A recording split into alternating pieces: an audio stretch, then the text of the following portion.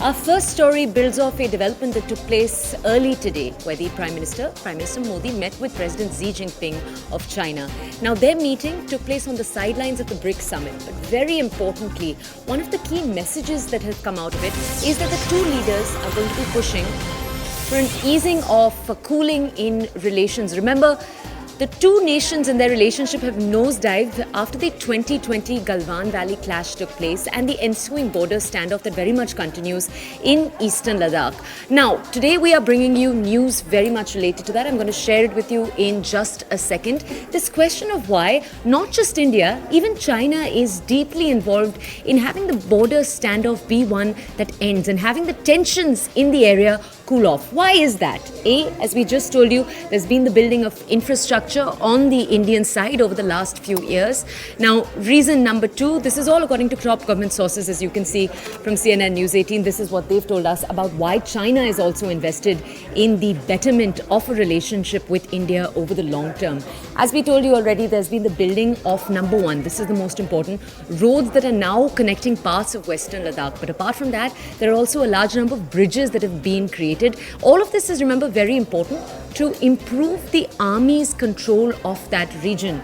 Now, I'm going to play out for you the key points. What is China's investment when it comes to this entire question? So why is it that China might also be interested in a calmer future when it comes to eastern Ladakh? Let's take a look over here. Number one, there is this thought that China might be rattled by the infrastructural push that's taken place over the last few years. So since 2020 in that entire region. We'll take a deeper dive into what this infrastructural push has looked like over the last 3 years in just a second. But number two, bridges, as we just told you, tunnels, helipads have all been built to, remember, improve the forward deployment of the troops in that entire region.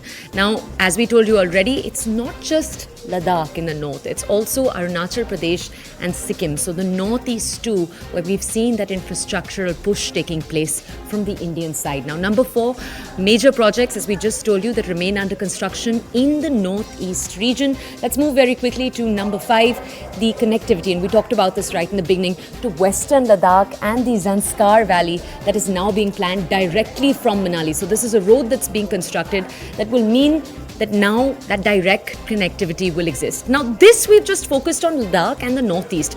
But now let's take a look at the deeper global picture and what's at play. What are the global forces that might be at play here? Number one, there is this thought that at this point, China can't afford to upset the international community. Remember, there was the, as we just said, the Uyghur clash, the entire controversy around the treatment of Uyghur Muslims in China and China's treatment of Tibet, the Taiwan issue. All of these issues have possibly, like sitting ducks, lined up the pressure on China.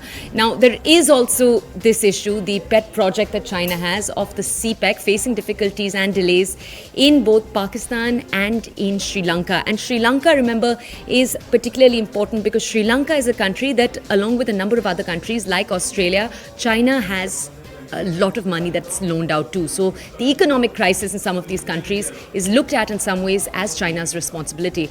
Now, China's aggression in the South China Sea is also facing a global pushback from countries located in that region and, of course, also Japan. Now, my colleague Anand Narasimhan is going to be joining us in just a few minutes to bring us more context to all of these statements and what they've looked like. I'll go over to him right now for more context. Anand, good evening. Thank you for joining us. Anand, I want to walk our audiences through each of the points we've just pointed our audiences to. Point number one, and this is the point I want to ask you more about, the infrastructural push we've seen take place over the last 3 years in particular. Defence Minister A.K. Antony, when he was the Defence Minister, had made a comment where he'd indicated that it had been deliberate from the Indian side not to build so much infrastructure there at that time. Now, in the last 3 years, we've seen a sudden push. What has that push looked like? And if China already had infrastructure there, why are they so threatened by this? Well, see, what happens is that so far there was nobody the Chinese never felt a threat because there was nothing there. It was all theirs. They were rapidly building up on occupied territory. Large portions of it is Tibet. Chinese borders with us are very few. Largely, it's all occupied territory, but they were building and ramping up infrastructure. India looked the other way, said, all right, we'll make it a deterrent by giving them no infrastructure so they don't come in. So it was a very defensive, defeatist mindset. It also stems from the fact that we gave up Aksai Chin, 68,000 square kilometers, and the explanation came from the then Prime Minister in the 50s that not a blade of grass grows there, so how is it important? Perhaps the biggest strategic mistake, because anybody can take out and see where China is building its CPEC and its OBOR. And it's largely the Aksai Chin region, and also it leans into the water belt of this entire region. Right. The source is Tibet, and that's why they moved into Tibet, because they control all the waters. All the main streams that feed this entire peninsula, from the north to the south to the east, and they all emerge from from Tibet. Yeah. So if Tibet was the palm, in 1949, Mao Zedong had already said that we have a five-finger strategy. So that included Arunachal, that included Nepal, that included parts of Uttarakhand and Aksai Chin and these regions. So they wanted Gilgit-Baltistan, POJK. So they wanted this as their five-finger strategy. So 100 years vision is what they had till 2049. That's how the Chinese and the CCP and the PLA are working. They're working according to a long-term roadmap or a blueprint. India has always understood this. There were others within the founding fathers, there were others in the Constituent Assembly who, like Sardar Vallabhbhai Patel, even in the past, before that, Subhash Chandra Bose, Veerza, Vinayak Damodar Savarkar, so many others who said that China is your biggest adversary. But the thought process at that time was nobody's going to attack us. But China did attack us within about 15 years of our independence, because in 1962 we ended up fighting a war and with the Chinese, and then they just walked in all the way. So history didn't teach us a lesson. Then for a long time the ghost, even though we won wars against Pakistan and we were thumping our chest, but Pakistan was never the enemy. Pakistan was being propped up by the Chinese in the 71 war also. There are claims that they gave them a war chest and airplanes. We did not learn our lesson. It was a strategic mistake. There is a strategic shift which we also see within India, where our posture is aggressively defensive. That means we'll meet you strength to strength, and we will keep you at the borders. We are not going to come to your side, but we're going to make sure that you don't come to ours.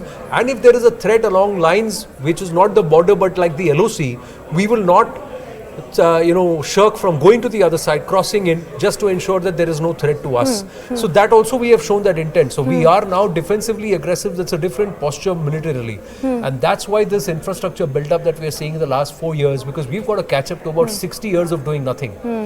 And that's where the push. Now the moment this push happens, it puts paid to the slow salami slicing tactic of the Chinese and the PLA over the years. Sham Sharan ji in his book, although the UPA denies it, said that in about a decade itself, between 2004 to 2014, more than 640 square kilometers of our land had been encroached upon by the Chinese. See, this is their strategy. What they will do is they'll come one step closer, and they'll stay there and then say, let's talk, let's trade, let's do. They'll take one more step closer and then come there, let's talk. So then they change the status quo and say, oh, this has always been the status quo 5 years, 10 years down the line. So they're playing the long game. India is calling them out now and saying, no, you go back to where you were in April 2020, then we'll talk. So that's the position we have been holding for the last 3 years. Now for China, the cost of staying on in these positions is becoming dearer because their pockets are getting empty. They're also facing pressure in the South China Sea with Taiwan and US pressing a lot there. Philippines, Vietnam, Cambodia, these nations are angry with their dead rat diplomacy. So all these points, all these issues have made are a cause for concern for China. They cannot get more negative press than this the world over. Europe is looking away from them, America is looking away from them, African nations want to move away.